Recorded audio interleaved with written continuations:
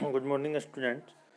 Today we will study Geography of Class 10, Chapter 2, Forest and Wildlife Resources.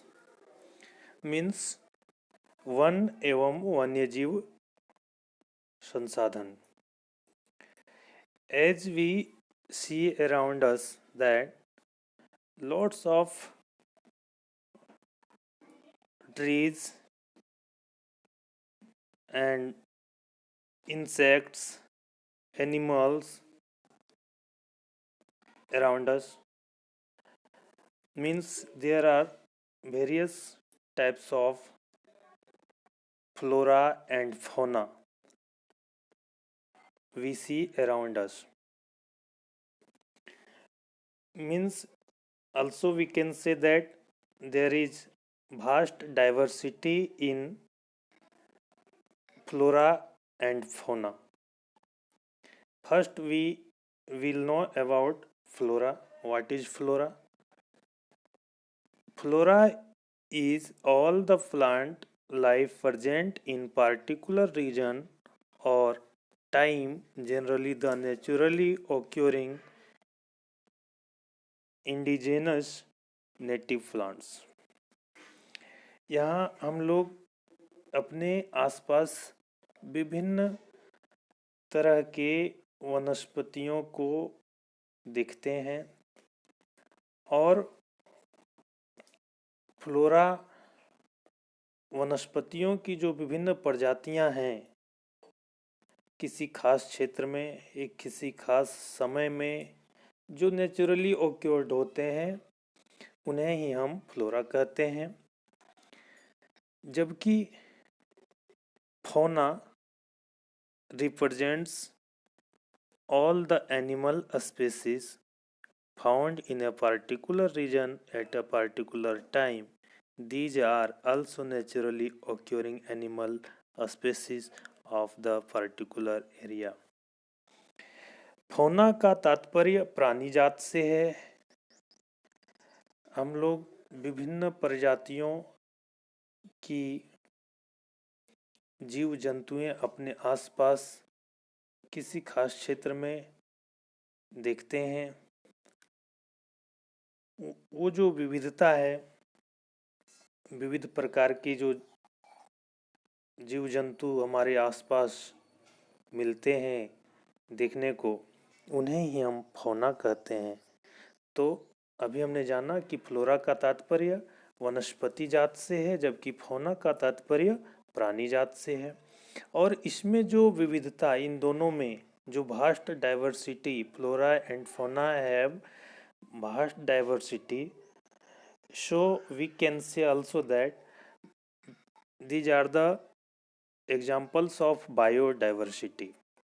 अर्थात जैव तंत्र में जो विविधता है. तो क्या है biodiversity? The variety of flora and fauna in a given geographical area is called biodiversity of that particular area. एक विशेष क्षेत्र में जो वनस्पतियों में और प्राणी जात में जो विविधताएं, जो विभिन्नताएं, जो भिन्नताएं आकार में, उनकी विशेषताओं में परिलक्षित होते हैं, उनके आधार पर हम कह सकते हैं यही जैव विविधता है. अब हम लोग देखते हैं फ्लोरा और फौना के बारे में. भारत की क्या स्थिति है, भारत में कितने तरह की फ्लोरा और फौना की प्रजातियां पाई जाती हैं, उसके बारे में जानते हैं.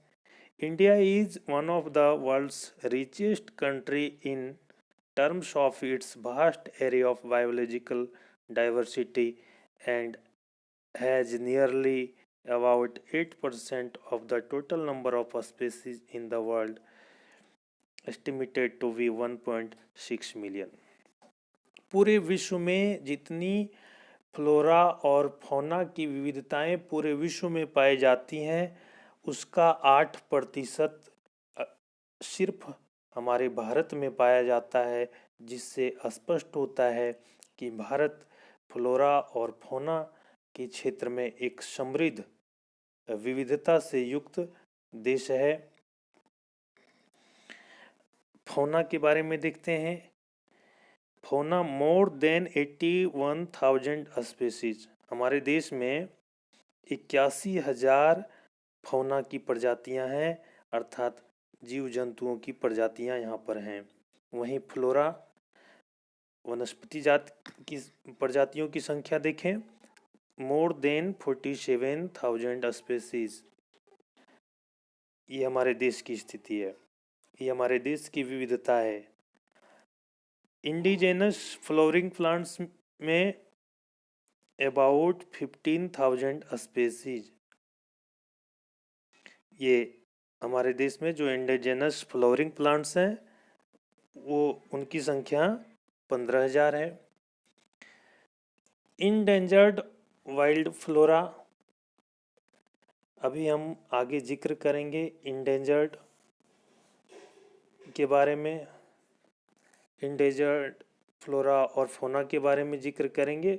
लेकिन जो खतरे में है, जो संकट में है, जिनका अस्तित्व वो लगभग 10% है उनकी संख्या।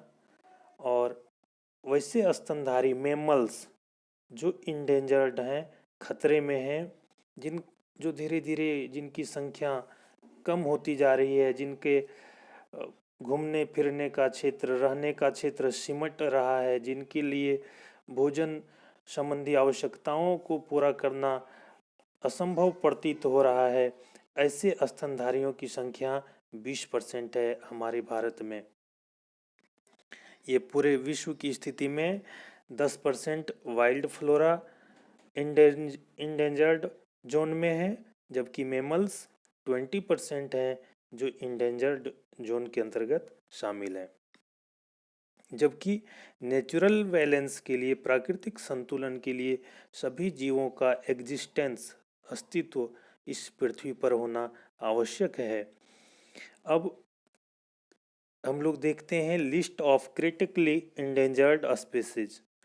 एक ऐसी सूची, एक ऐसे नामों के बारे में जानते हैं कुछ जीव जंतुओं के जो बहुत ही संकट में जिनका अस्तित्व है। उनमें चीता, pink headed duck, mountain quail, forest spotted owl, मधुचा इंसिग्निस which is also known as wild mahua, hovardia, heptaneuron which is a kind of grass species। तो ये सब कुछ जीव हैं जो जिनका अस्तित्व संकट में है।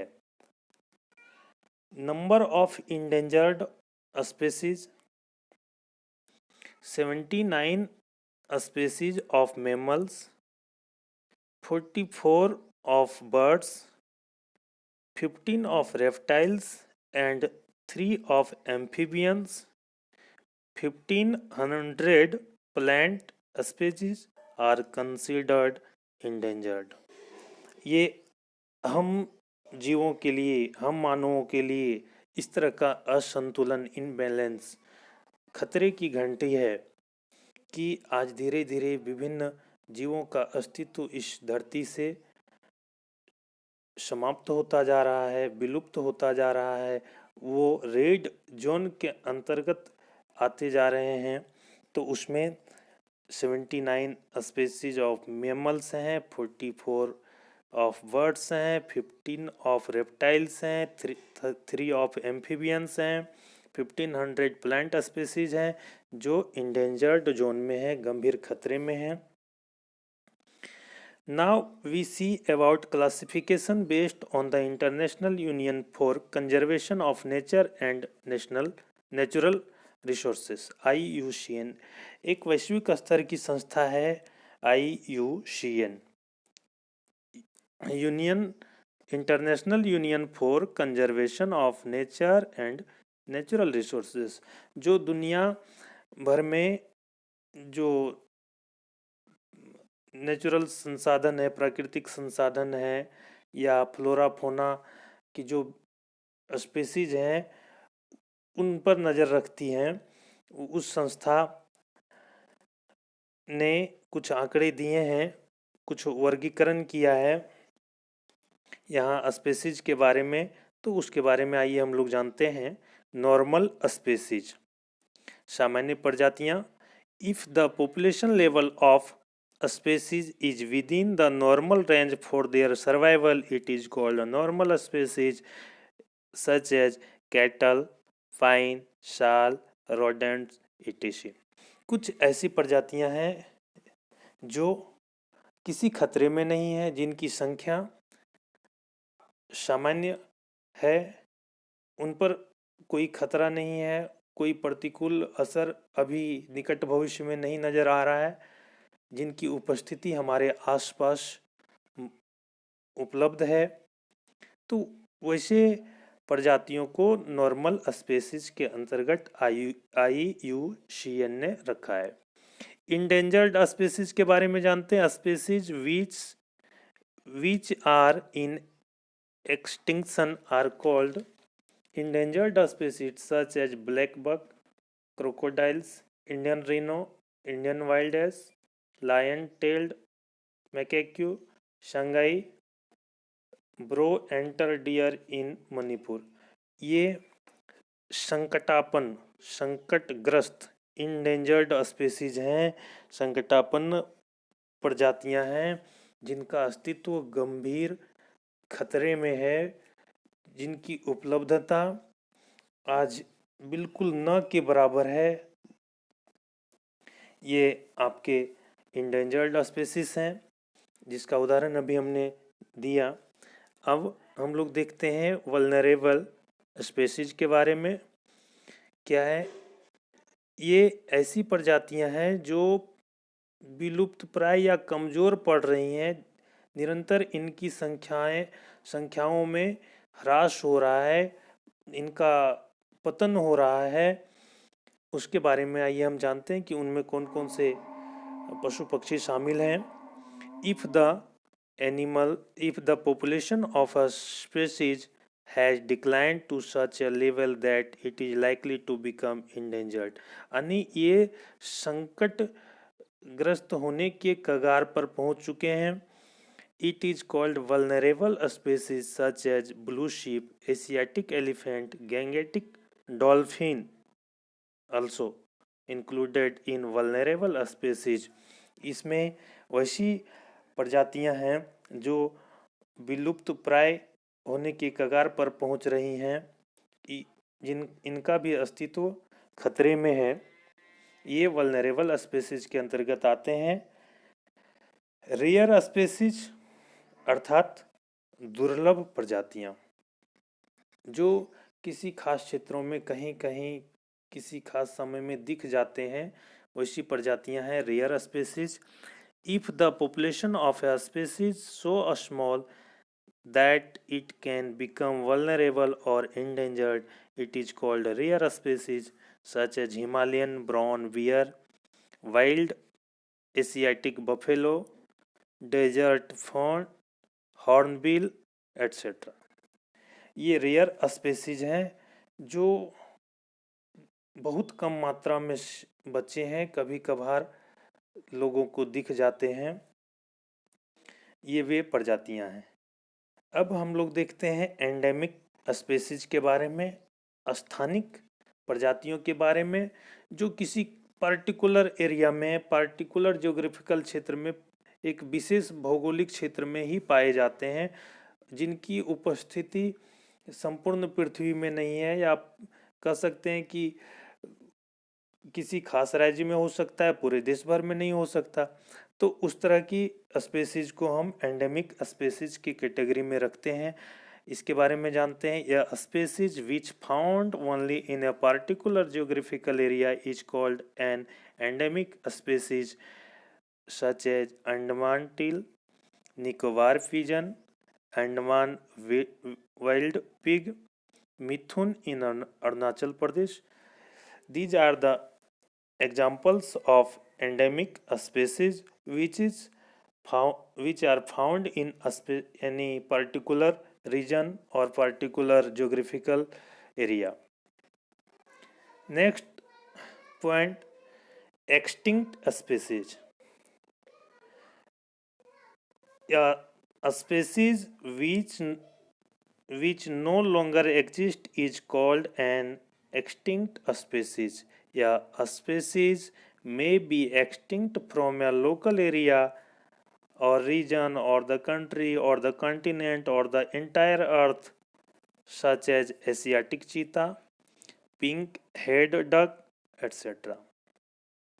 एक्सटिंक्ट स्पेसीज कौन सी प्रजातियां हैं? ये वो प्रजातियां हैं जो कभी कई वर्षों पूर्व तक जो इस पृथ्वी पर थे, जिनका अस्तित्व था, परंतु वो धीरे धीरे दुर्लभ हुए, वल्नरेबल हुए, इंडेंजर्ड हुए और समाप्त हो गए, एक्सटिंक्ट हो गए, अर्थात पूर्णतः विलुप्त हो गए। ये वो प्रजातियां हैं। एशियाटिक चीता ये काफ़ी प्रसिद्ध है अपनी वीरता के लिए, और वो भी अब हमारे देश से विलुप्त हो चुका है।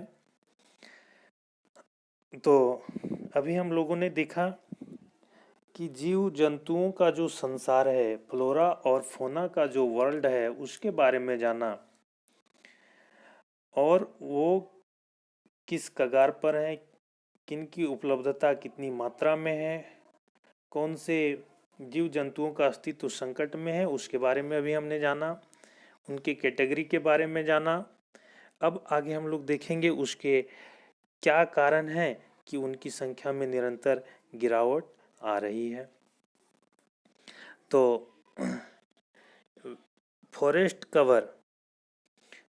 Cover area is 6,37,293 square kilometre, जो कि टोटल ज्योग्राफिकल एरिया का 19.39% एरिया है। उसमें से अभी डेंस फॉरेस्ट जो बचे हैं, जो सघन वन बचे हैं, उनकी मात्रा है 11.48%। ओपन फॉरेस्ट के अंतर्गत जो आते हैं वो हैं 7.76%। और मैंग्रोव वन जो गंगा ब्रह्मपुत्र की घाटी में जो बसे हैं, जो सुंदरवन का डेल्टा जिसको हम लोग बोलते हैं, और वहाँ पर जो झाड़ियाँ वगैरह पाई जाती है जिसे हम मैंग्रोव वन कहते हैं, तो उसकी जो मात्रा है वह 0.16% है।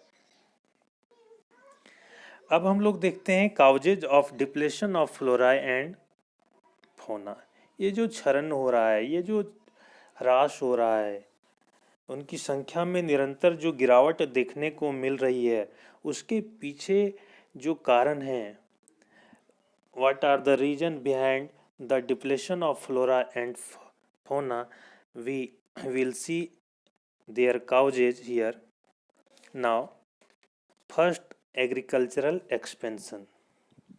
According to the Forest Survey of India, over 2,62,000 square kilometer of forest area was converted into agricultural land in India between 1951 to 1980. Moreover, a substantial part of the tribal belts has been deforested and or degraded by shifting cultivation. 1947 के बाद खाद्यान्न संबंधी आवश्यकताओं को पूरा करने के लिए हमारी जो वन भूमि थी उसको कृषि भूमि में तब्दील करने की प्रक्रिया 1951 से 1980 तक शुरू हुई, और 2,62,000 वर्ग किलोमीटर की भूमि को, वन भूमि जो थी उसको कृषि भूमि में तब्दील किया गया। शिफ्टिंग कल्टीवेशन, जिसको झूम कृषि कहते हैं या स्थानांतरित कृषि भी कहते हैं, जिसमें एक स्थान से दूसरे स्थान बदलकर जो जनजातियां कृषि करती थीं, उसके कारण भी हमारे वनों की मात्रा में कमी आई, ये भी जिसकी वजह से फ्लोरा और फौना का एक प्रमुख विनाश का यह कारण बना।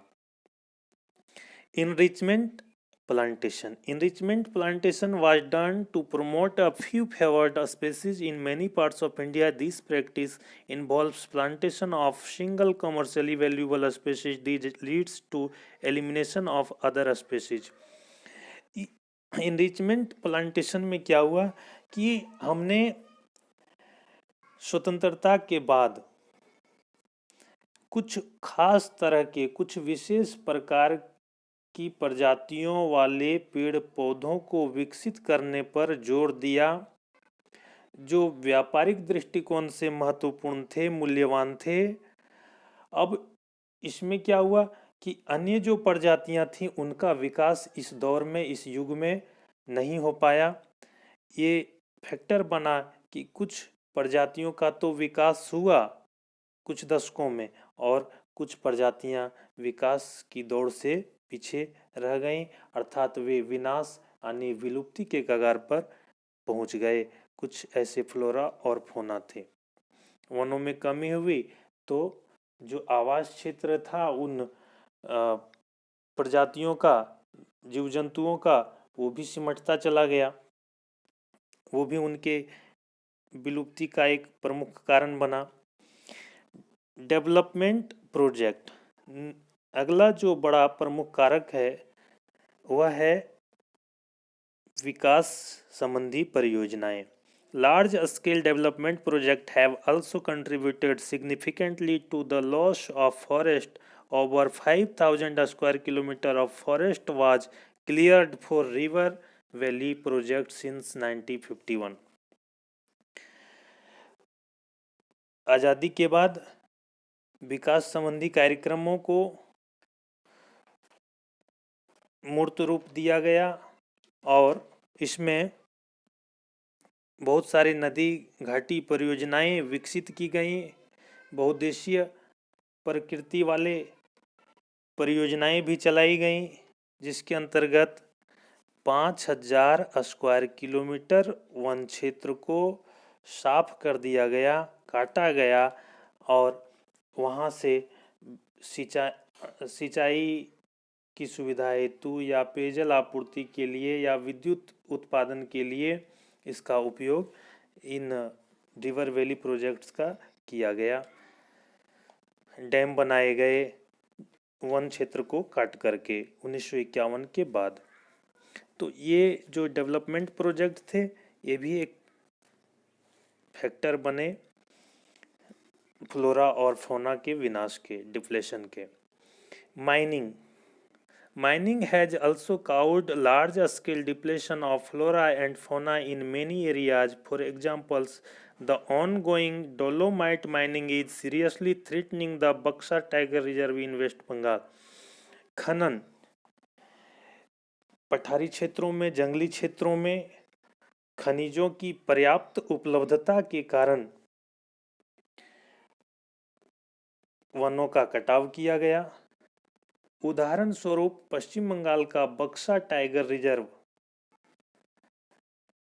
एक गंभीर संक्रमण के दौर से गुजर रहा है। वहाँ डोलोमाइट का खनन होता है और वन क्षेत्र सिमटने से उस क्षेत्र की जो फ्लोरा और फौना की स्पीसीज हैं उनके लिए, उनके विलुप्ति का कारण यह माइनिंग बन रहा है। यहाँ पर बक्सा टाइगर रिजर्व एक उदाहरण के तौर पर लिया गया है। ऐसे कई सारे एरियाज हैं हमारे देश में जहाँ माइनिंग के कार्यक्रम चल रहे हैं और वहाँ वनों का कटाव हुआ, बहुत सारे पेड़ पौधों, जीव जंतुओं की प्रजातियाँ का भी विनाश का कारण यह माइनिंग का कार्यक्रम बना। नेक्स्ट कारक है unequal access to resources. Social inequality is another major factor to depletion of flora and fauna. The rich people consume much more than poor and thus cause a higher degree environmental damage. Unequal access of resources, संसाधनों की पहुंच सभी लोगों तक समान रूप से नहीं है। हमारे समाज में असमानताएं अत्यधिक होने की वजह से भी वनों का कटाव हुआ। कुछ समृद्ध लोग जो समाज के हिस्से में थे, उन्होंने उन तक संसाधनों की पहुंच थी, एक्सेस टू रिसोर्सेज था, पर जो गरीब लोग थे, निर्धन लोग थे, उन्होंने ईंधन संबंधी आवश्यकताओं के लिए या अन्य जरूरतों को पूरा करने के लिए पर्यावरण को क्षति पहुंचाया, नुकसान किया। आगे हम लोग देखते हैं social effect of resource depletion. In many societies, it is the women who are responsible for collection of fuel, fodder, water, and other basic substances. Needs depletion of these resources means women need to work harder to collect those resources. At some places, women may have to walk more than 10 kilometers to collect firewood. This causes serious health problem for women. Deforestation, induced flood, and drought result in economic misery for the poor. यहाँ हम लोग देखते हैं कि social effect of resource depletion, ये जो संसाधनों का अभाव है, संसाधनों का क्षरण है, संसाधनों में निरंतर जो कमी आ रही है, उसका क्या सामाजिक दुष्परिणाम है, सामाजिक दुष्प्रभाव क्या है। आज हम लोग देखते हैं कुछ हद तक आज हर घर में गैस की सुविधा है या ईंधन के अन्य विकल्प उपलब्ध हैं, परंतु कुछ आज से एक दशक पूर्व या 1.5 दशक पूर्व पीछे चले जाएं, उस समय की बात करें तो ईंधन के रूप में लकड़ियां ही मुख्य साधन थे। चारागाह, पानी या अन्य जरूरतों को पूरा करने के लिए लोग वन क्षेत्र पर या संसाधनों पर निर्भर थे। कुछ जगहों पर तो महिलाएं 10 किलोमीटर 15 किलोमीटर की दूरी तय कर अपने सिर पर बोझ डालकर ईंधन के लिए लकड़ियां ढोती हैं और ढोती थीं आज से 10 साल या 15 साल पूर्व तक, जिससे उनके लिए, उन महिलाओं के लिए गंभीर स्वास्थ्य संबंधी समस्याएं उत्पन्न भी हुई और वनों के कटाव से बाढ़ और सूखा जैसे प्राकृतिक आपदाएं भी हमें झेलने पड़ रहे हैं। Deforestation also leads to loss of cultural diversity. The marginalized people who had been traditionally dependent on forest for sustenance are now forced to look for other sources of livelihood. In order to do so, they are uprooted from their traditional habitat and culture. इस वनों के उन्मूलन ने, deforestation ने हमारी सांस्कृतिक विविधता को भी संकट में डाला है। कुछ वैसे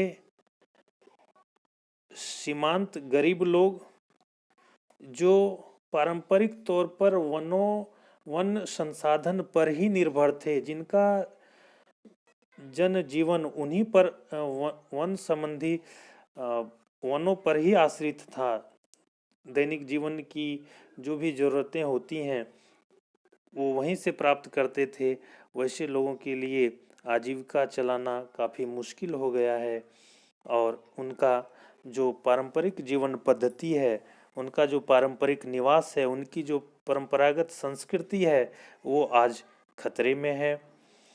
उन्हें संरक्षित करने की आवश्यकता है। यहाँ एक और बिंदु हम लोग देखते हैं, distribution of forest.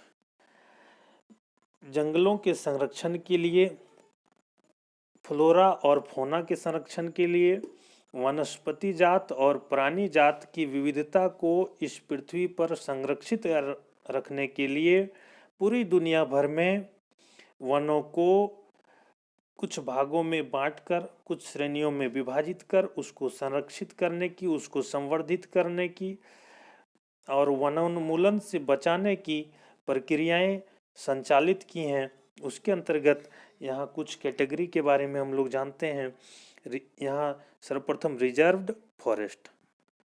More than half of the total forest land has been declared reserved forest. These are regarded as the most valuable as far as the conservation of forest and wildlife resources are concerned. वन्य जीवों और वनस्पति जात की रक्षा के लिए हमारे देश में कुल जितने वन थे उसके आधे एरियाज को रिजर्व फॉरेस्ट डिक्लेयर कर दिया गया है और उसको मोस्ट वैल्यूएबल श्रेणी में रखा गया है। उसको काफ़ी मूल्यवान दर्जा दिया गया। वहाँ हम मानवों का हस्तक्षेप, कोई अनवांटेड एक्टिविटीज़ पर रोक लगा दिया गया है। ना हम वहाँ एंटर कर सकते हैं, ना वनों को काट सकते हैं, ना जंगली जानवरों का शिकार कर सकते हैं। ये सारी गतिविधियां पर रोक लगा दी गई ताकि फॉरेस्ट और वाइल्ड लाइफ रिसोर्सेस का कंजर्वेशन किया जा सके। दूसरी श्रेणी है प्रोटेक्टेड फॉरेस्ट।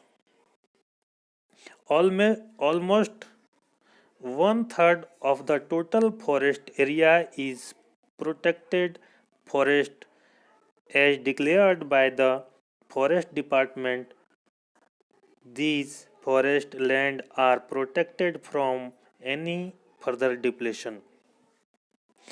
तो कुल वन क्षेत्र के 1/3 वन क्षेत्र को सुरक्षित वन की श्रेणी में रखा गया है और ऐसा इसलिए किया गया ताकि आगे के समय में वन क्षेत्र में कोई कमी ना हो, जंगली जानवरों को कोई क्षति ना हो, उनका संरक्षण हो, उसका संवर्धन हो, उनके वन क्षेत्र में कोई कमी ना हो।